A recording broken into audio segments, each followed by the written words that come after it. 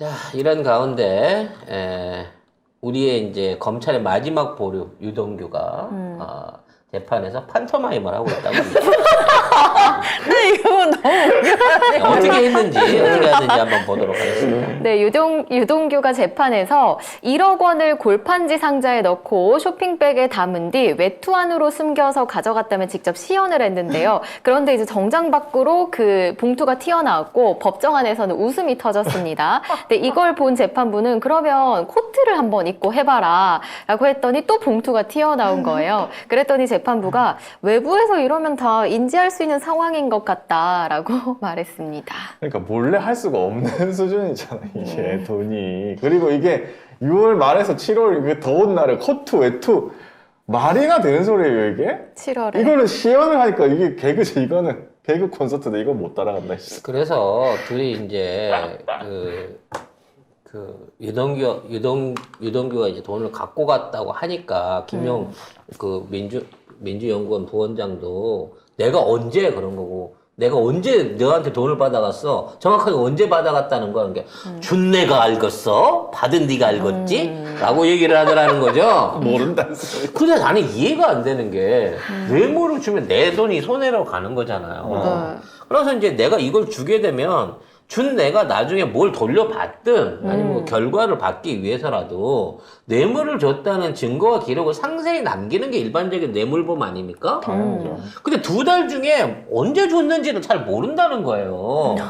이게 무슨 뇌물을 이렇게 이제 길 가던 애들 전단지 나누듯이 이렇게 주는 뇌물이 어디가 있습니까? 아이고. 그것도 억대가 넘는 돈을 갖다가 그리고 지가 이거를 지가 뭐 나무가한테서 받아온 정여가한테 받아왔으면 야 내가 이거 이렇게 받은 거 이렇게 줬다 라고 가서 얘기를 해줘야 될 거 아니에요. 그럼 최소한 이걸 어떻게 해서 줬는지에 대한 진술을 했거나 아니면 뭐 그에 대한 영수증을 줬거나 아니면 주는 장면 사진을 찍었거나 통화를 했거나 뭐 하나라도 물리적 증거가 남아 있어야 되잖아. 아니 돈이라도 있든가. 뭐 아무것도 없잖아요. 아니 그래서 거기서 그 돈 박스 하는 것도 웃기는 거예요. 대충 요 정도 사이즈의 박스입니다 라고 하면서 이 안에 1억이 들어가는데 너무 빵빵하게 들어가서 테이프로 칭칭칭 매가지고 싸서 줘야 될 정도입니다 라고 하면서 근데 김용 원장이 이걸 받아갖고 코트 안에 넣어가지고 끼고 갔다니까요 라고 하는데 박스가 뭐 어느 정도 사이즈냐면 한 요거보다 조금 더 크게. 이 기사에 보면 여기 유 전 본부장이 골판지 상자에 넣고 요 정도 사이즈예요. 쇼핑백에 넣은 뒤 자신이 정장하게 넣는 모습을 보였어요. 근데 이걸 정장 주머니 안에 넣었다는 정장 이 사이즈를요.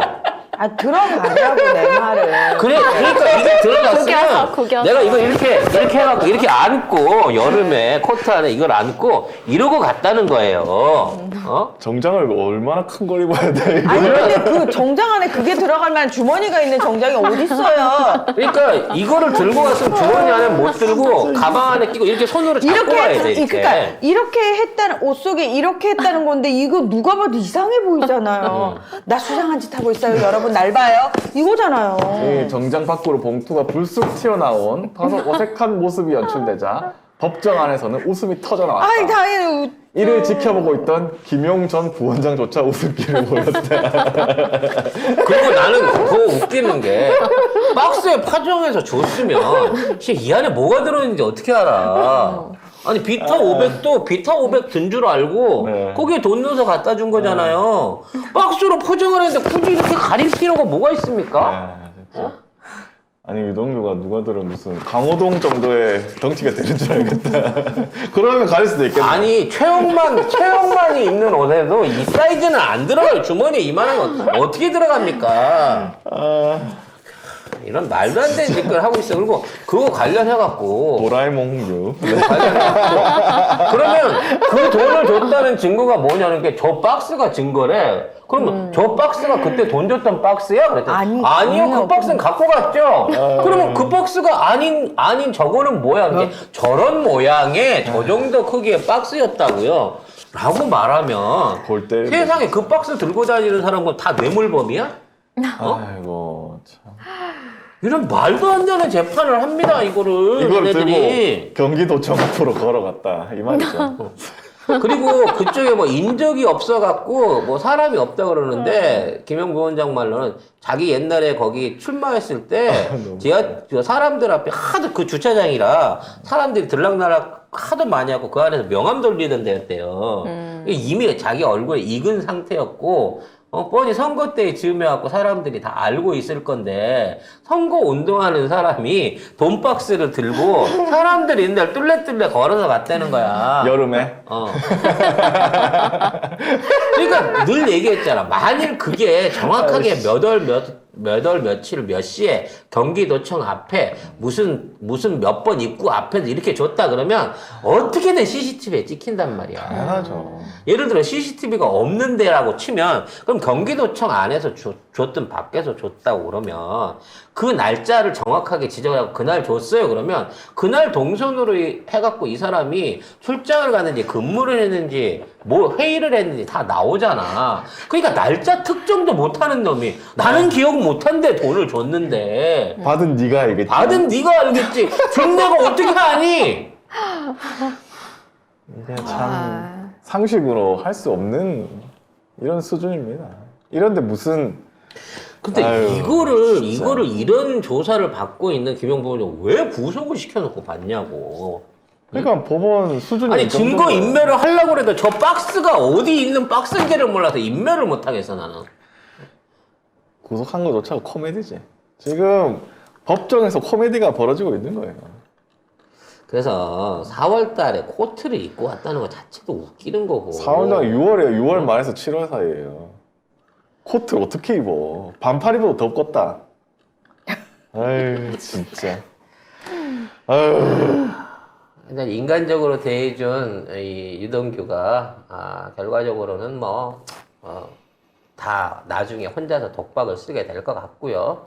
지금 이제 김만배 관련된 내용은 또 안 나옵니다. 정영학이 이 추가 녹취록 안에서 김만배가 부산저축은행 때 변호사 하나 세워주더니 나중에 1년 만에 와서 그 사업을 49%를 갖고 가면서 그 사업을 실질적으로 다 뺏어 먹었다. 라는 주장이 있고 그 주장을 하는 데 있어서 심지어 초기 자본까지도 박영수한테 빌려서 냈다라는 얘기가 나오고 있어요.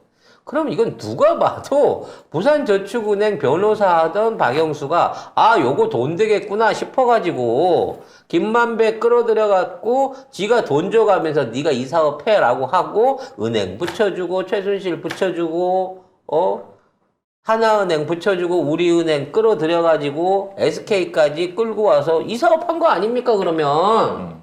응?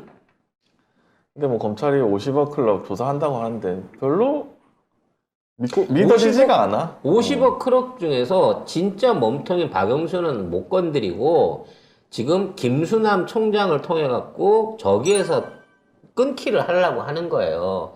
왜냐면 박영수가 안 드러나고 김수남이 변호사 소개해 준 거 요 부분만 해갖고 김수남만 떨고 가자 뭐 이런 방식으로 가려고 하는 것 같은데 일단 김만배를 협박을 하기 위해서는 김만배가 법적으로 잘못했다라고 하는 부분에 꼬다리가 필요하거든요.